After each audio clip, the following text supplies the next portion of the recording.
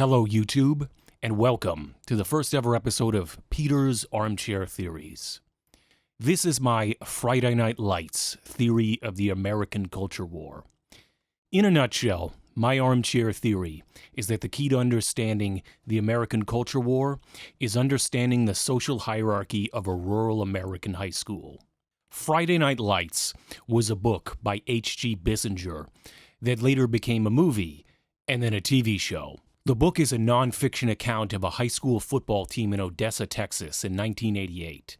It's actually one of my favorite non-fiction books, despite the fact that I don't care about high school football, because the author explores the culture of the town and its obsession with high school football. I got a sense reading about Odessa, Texas in 1988 that there were parts of the country that were just waiting for somebody like Trump to come along. What does this have to do with the culture war? Well, bear with me for a second. First, we need to look at an electoral map of 2020. When you break down the electoral map by county, it looks like islands of blue in a sea of red. But when you look at where those islands of blue are, you quickly realize that it's the cities and increasingly the suburbs. And those large swaths of red, that's rural America. This is a classic urban versus rural divide. But ask yourself, who lives in those places, and how were they raised? Of course, I know that there are cultural differences between, say, the rural West, the rural Midwest, the rural South, and the rural Northeast. But there also tends to be common denominators. If you didn't have the pleasure of growing up in a small town in rural America like I did, then you might at least have some sense of it from media tropes about American high school. Small-town high schools have a tendency to be jockocracies, in which Johnny football player dates Susie cheerleader, and they're voted homecoming king and queen. Oftentimes, the student-athletes of those high schools are given wide latitude by adults through a combination of favoritism, family connection, and an obsession with school sports. If and when the high school football team wins the state championship, that achievement will be lauded on the town's welcome sign for decades. In other words, they are put on a pedestal. And what of the rest of the student body?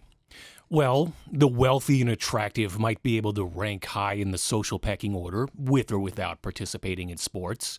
But there's really no such thing as a social hierarchy without people lower down the order. Towards the bottom of the order of the social hierarchy tend to be the geeks, the LGBTQ+ people, most of the band and drama nerds, the burnouts, the smart and studious kids that get into prestigious schools but otherwise aren't rich and popular, and so on. And I should stress here that I'm primarily talking about rural high schools. And my perceptions of high school are, let's say, very dated at this point. Then again, your average Trump voter went to high school well before I did. Your school might be drastically different, depending on age and location. But here's the crucial question. Who stays in small-town America after high school? Typically speaking, the people who are low on the social hierarchy of their high schools also tend to be the people with the most incentive to leave their small towns behind. So small-town America gets brain drained, talent drained, and drained of other qualities that the people who leave it behind have. Some of those who leave also tend to be the sort of people who go out into the wider society and shape culture. And the people left behind in small-town America tend to end up being the adults in the bleachers of the Friday night football games, trying to recapture a spark of their glory days. How all of this is relevant to the culture war is because in the last several decades, American culture has changed dramatically in a number of ways for a number of reasons. But the general upshot of that change is that the sort of people that Johnny football player and his friends used to mock, bully, and beat up in high school are now in a culturally dominant position. There are a lot of people who were raised with no sense of accountability for how they treated other people, who are now outraged that they are expected to respect and accept the sorts of people they tormented in high school. They're suddenly wondering why they're not allowed to say the N-word anymore, when they said it all the time to the token black friend they played high school football with. He never seemed to have a problem with it, although for some odd reason he's not accepting their Facebook friend request. They used homophobic slurs all the time and harassed people they suspected of being gay, and now they're suddenly supposed to accept gay people getting married? And trans people? Don't they know that masculinity is central to social hierarchy? They can't even escape into entertainment anymore, because popular culture is dominated by the sorts of things that only geeks and nerds used to care about. Those computer geeks are getting all the high-paying jobs. The drama nerds went to Hollywood, and now they're lecturing everyone about climate change. And those pink-haired chicks lecturing them about feminism? They're just angry because they aren't as hot as blonde Susie Cheerleader. Everything is political now, and not political in a way that they approved of and barely bothered to notice like it used to be, but political in a way that they find confrontational to their sense of the way the world is supposed to be ordered. Who are these elites to now expect them to respect the sort of people they used to look down on? Is it any surprise that these sorts of people would turn to a man in his 70s who behaves like a high school bully? Is it any wonder why they are preoccupied with owning the libs? These are the sorts of people that you knew in high school, trying to trash other people for the same reasons they did in high school. An ocean of ink has been spilled by scholars and journalists about how Democrats lost rural America and white working-class America by not having the right message, and focusing too much on identity politics, and not confronting the economic and social consequences of free trade deals, and blah, blah, blah. And there's a certain amount of validity to all of that. Just as there is a certain amount of validity to the idea that much of it is a reactionary backlash to a perceived loss in status amongst white Americans. But rarely, if ever, have I seen or heard or read the issue framed in the terms I just laid out. That millions of white rural Americans were socialized in an environment where there was a clear social hierarchy they now believe is being violated left, right, and center. They believe they are supposed to be the ones on top. But everywhere they look, they see that the liberal elite has more cultural power than them, and it is causing them to lash out in ways habitual to them. This hierarchy seems subtle and layered if you try and break it all apart and explain it, yet it's perfectly understandable to anyone who's experienced it. Yes, religion plays a role, and race plays a role, but part of it is just as simple as certain people having to come to terms with the fact that American culture is not their high school writ large, and that their small town is not a model for America writ large. I should say here that there are plenty of people in rural America who are open-minded, tolerant, and not like I'm describing here. Hell, a lot of the football players I went to high school with were just laid-back rednecks who smoked more weed than the burnouts. But the high school mentality rubbed off on a lot of people who never grew out of it. And if they stayed in the rural town they grew up in, there probably wasn't much opportunity for it to be any other way. Most people spend the majority of their lives within 30 miles of where they live.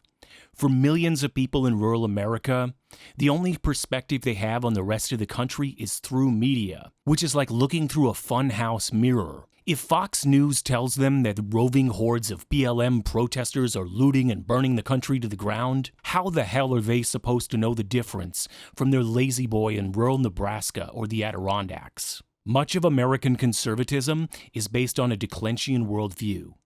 They tend to believe that society is built on a hierarchical order, and when that order is disrupted, society itself is threatened. The more they are shown examples of social order being changed or altered, the more they see society as careening towards fatal decline. This often dovetails with Christian apocalypticism. Right-wing media spent decades amplifying this worldview. Nearly everything liberals take as a victory, conservatives view as a harbinger of America's doom and a sign that the end is nigh. Is it any wonder then that they respond with anger and fear? But what about liberals? Isn't it true that liberals and Democrats turn their backs on these people? Do we have to wring our collective hands over how to bring them back into the fold? Here's some counter questions. Is such a thing even possible? What if the thing that motivates their grievances and animosities aren't things that can be dealt with on a rational and pragmatic basis? What if, deep down, a lot of them are just assholes? The guy wearing wraparound sunglasses in his lift truck with the Confederate flag and the Trump 2024 bumper sticker, belching fumes of black smoke out his exhaust, enraged at the elitism of the Prius driver in front of him with a coexist sticker, isn't the sort of person to have his amygdala soothed by long-term economic policies aimed at reviving the Rust Belt.